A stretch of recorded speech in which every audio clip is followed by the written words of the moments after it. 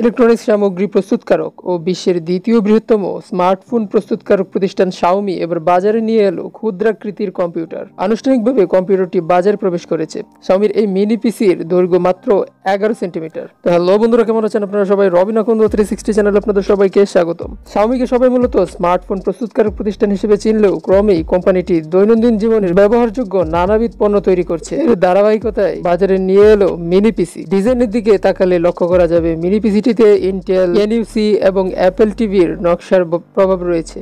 এতে পাওয়ার ইনপুট এবং পাওয়ার বাটনের পাশাপাশি রয়েছে বেশ কয়েকটি ইউএসবি পোর্ট। অবশ্য আকারের তুলনায় এই পিসির কনফিগারেশন প্রশংসার যোগ্য। কনফিগারেশনের দিকে যদি আমরা লক্ষ্য করি তাহলে এখানে দেখা যায় এখানে সিপিইউ আছে 12তম জেনারেশনের Intel core i5-1240p, GPU Intel Iris Xe graphics, RAM DDR4 generation 3200 megahertz এর 16GB র্যাম, স্টোরেজে 512GB NVMe SSD ব্যবহার করা হয়েছে। PSU 100 watt. অপারেটিং সিস্টেমে আছে উইন্ডোজ 11 হোম।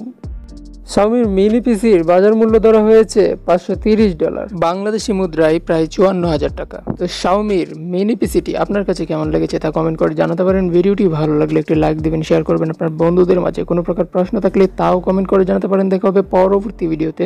ধন্যবাদ।